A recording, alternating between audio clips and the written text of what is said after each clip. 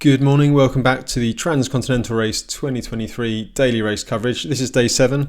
Let's have a little look at the tracker and see what's been going on. And as we can see, Christof Strasser, he's maintained, if not even grown, his gap over Robin Gempele after the checkpoint 3 and that off-road parcours through Albania. It looks like probably around 100 kilometre lead or so. So if we looked at the tracker, if you've been looking at the tracker outside of these videos, you might have noticed that the gap really closed up yesterday through the parcours.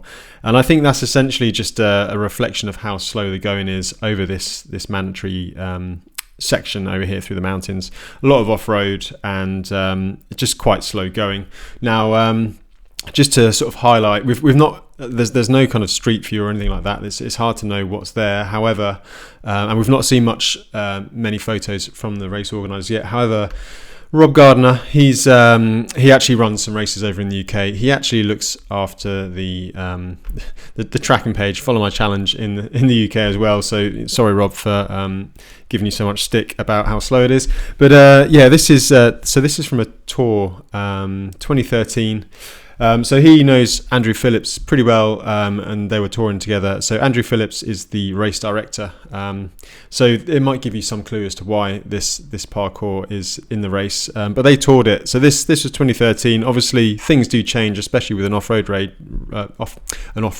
track, and the conditions look a lot drier. But you can see the kind of thing they're dealing with. It's kind of like a rocky, cobbly track in places. I imagine the surface changes. I mean, this part looks like it'll be absolutely fine on a road bike, but it's just those rocks that can really catch you out. Obviously, it's wet in these photos. Looks like the riders have got really good conditions and really warm, so it'll be a bit faster for them.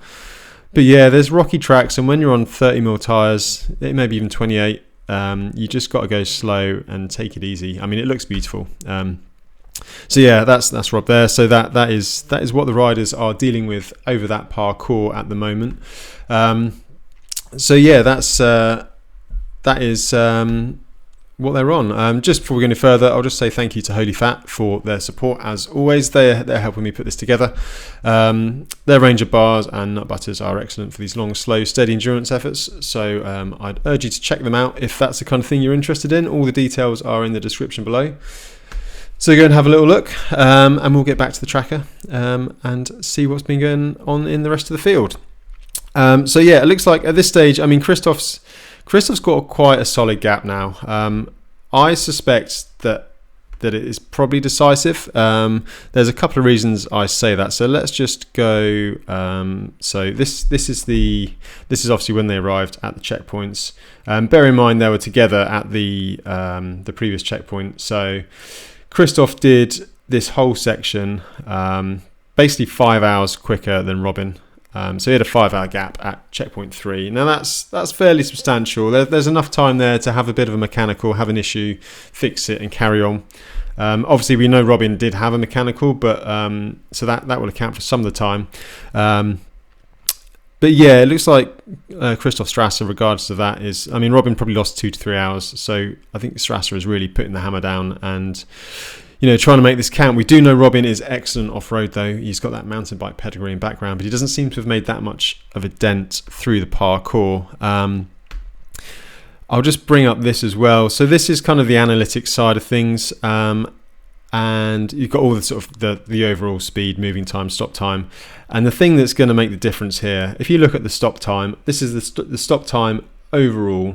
So Christof Strasser has stopped for 1 day, 2 hours, 17 minutes, which is 17% of his overall move, or the overall race time.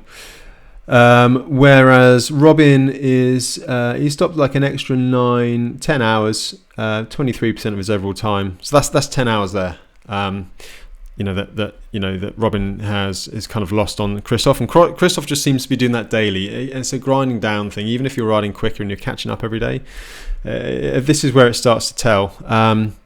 And the other thing was the estimated moving speed, so 24k or 24.2k an hour for Christof, 23.7 for Robin. I mean, so Christof is stopping less and is moving slightly faster. Now that doesn't favour Robin in terms of odds. He's going to have to do a lot to try and close this gap now. But there is still, the roads aren't fantastic in this part of the world. There's plenty of scope for mechanicals and punchers. And it's been a long race. Kristof was. There's reports Kristof was pretty tired at the checkpoint when he arrived. So you never know. But at the moment, I would say Kristof is probably looking pretty strong to retain this. But we'll see what happens at the next parcours, which I'll dig into in a second on Ride with GPS. Let's have a little update on the chase pack. There's been a bit of movement in the chase pack. So if you may remember Marin de Saint-Exupéry, he was kind of heading this chase pack, but he seems to have come to a bit of a standstill on this parcours. I'm not quite sure what's gone on with him. But yeah, I wonder if he's had a mechanical or whether he's stopped. I wouldn't have thought he'd stopped at this time of the morning. It'll be sort of 8:45 local time.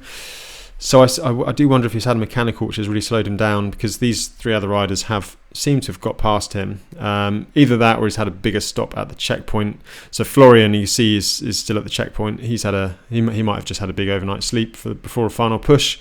So we need to keep an eye on that. I mean, they're still pretty close together. We've got 5 riders on the parcours, plus another 3 chasing. You see Will Vosden, he's doing the Croatian route down the coast. Doesn't seem to have paid off that much. That was the one I would have done. So I was obviously very wrong there. It looks like it's probably a couple of hours slower. So yeah, still all to play for that final podium spot. And then I'll just get rid of this. And on the women's side of things, so you can see Sherry Cardona and her partner Jerome Sherry is the fastest woman on the route at the moment. She's riding as a pair, but I must say I'm very impressed with them. Normally pairs riders are very much mid-pack. It's very difficult to coordinate 2 riders over this distance. There's twice as many things, there's 4 tyres to puncture, not 2. There's 2 stomachs to get upset, not 1. There's 2 heads to go wobbly, not 1. I'm not always convinced that it is better to ride or faster to ride as a pair. But these guys are doing a fantastic job, and Sherry is therefore the fastest woman on the route. But she's riding the pairs. In the solo field, we've got Jamie Wilson. You can see her just floating around just on the Montenegro border. And then we've got 3 different routes for the 3 women vying for the last 2 podium spots. So we've got Maria, Joanna and Susanna. It's going to be interesting to see where they converge as they head through Montenegro towards a checkpoint and see how that pans out. It's really great to see actually the women's racing and bikepacking. It has been quite male dominated over the past few years, and there's not always been the strength in depth in the women's field. Obviously, Fiona won the TCR overall, so it goes to show that women are fantastic over these longer distances. And I think the longer the distance, the more the sort of the mindset and the physiological makeup of women benefits.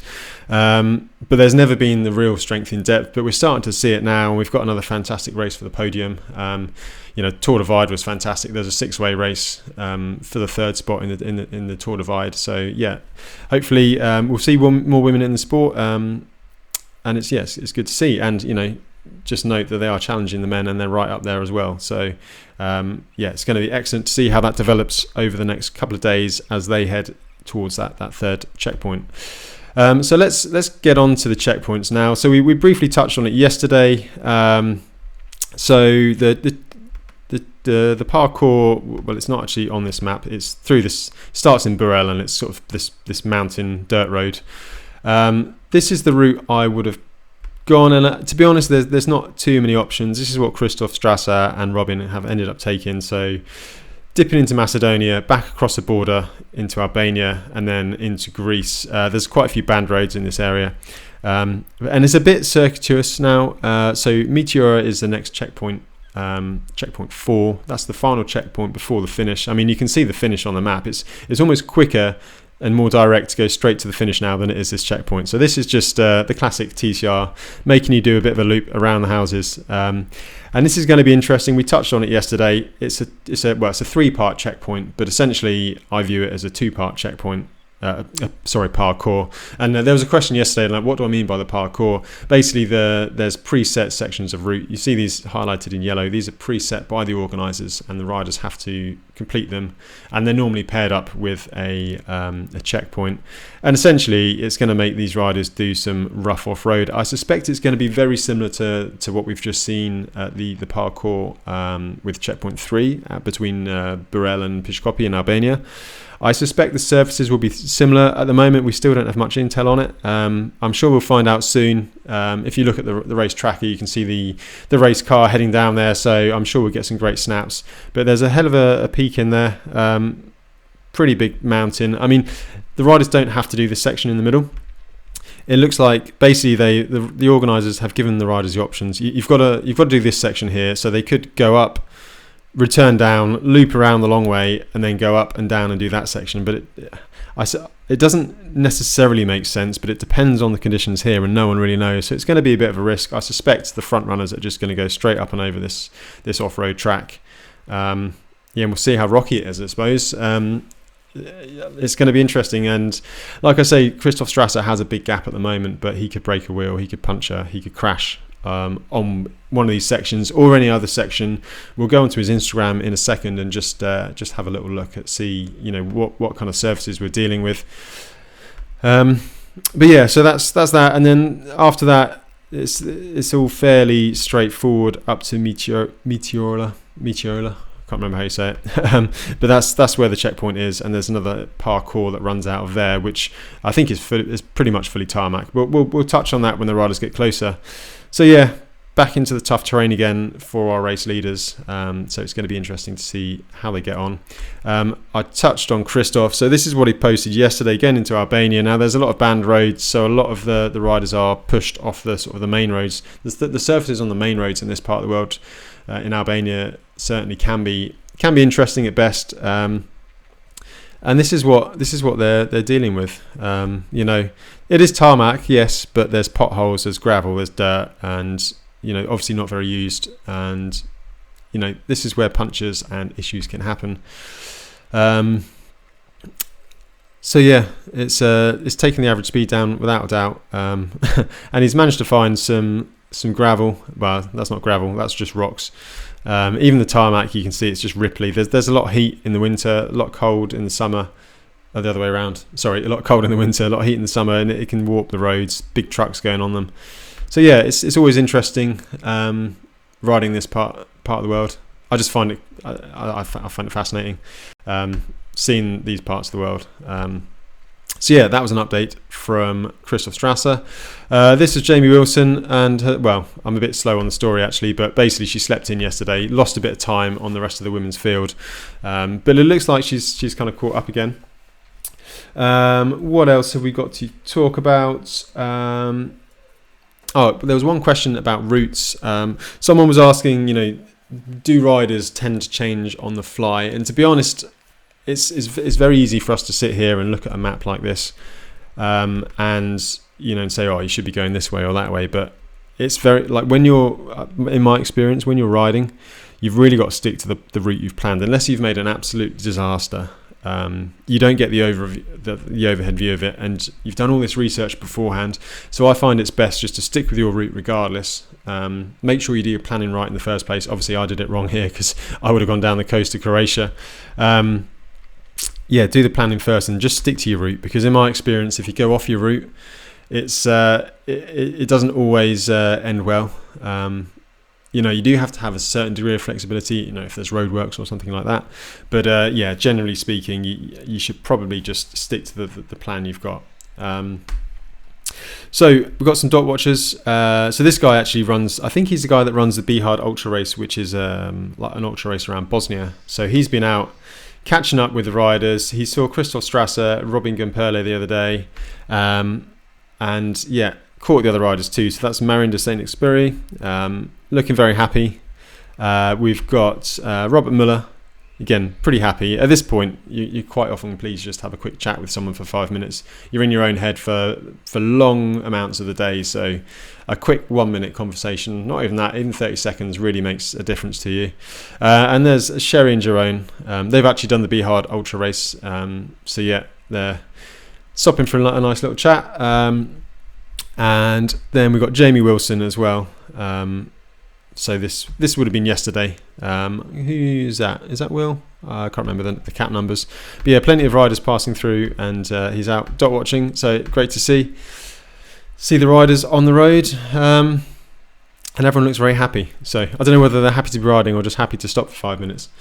So yeah, that is really cool to see. And then finally, I mean, I just keep coming back to the Transcontinental Race official feed because they've got some stunning photos. And, you know, this is why I love this part of the world. All this old kind of infrastructure, and, you know, the roads are just interesting. It's a bit mundane over in Europe. I mean, look at that. That would never pass planning inspection in Europe, would it? Or in kind of, you know, the northern Europe.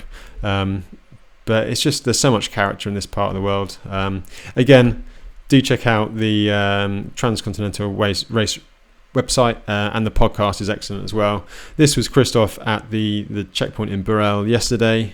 He's looking tired, isn't he? I mean, I know he's a bit of a machine. He's pushing hard, but remember, he's not stopping much, and that is going to take its toll eventually. But he knows what he's doing. So yeah, check out the Transcontinental Race Instagram. If you've got any questions, then don't hesitate to put them down in the comments, and I'll get back to you. I'm also going to record a bike check video. There's not much information on riders' bikes out there, but I've done some digging. I've got 5 or 6 bikes from the race just to have a little discussion about, and you know, see what everyone is riding and the setups they're using. So that'll be posted later on today. So in the meantime, have a good day, and I'll see you again tomorrow for day 8.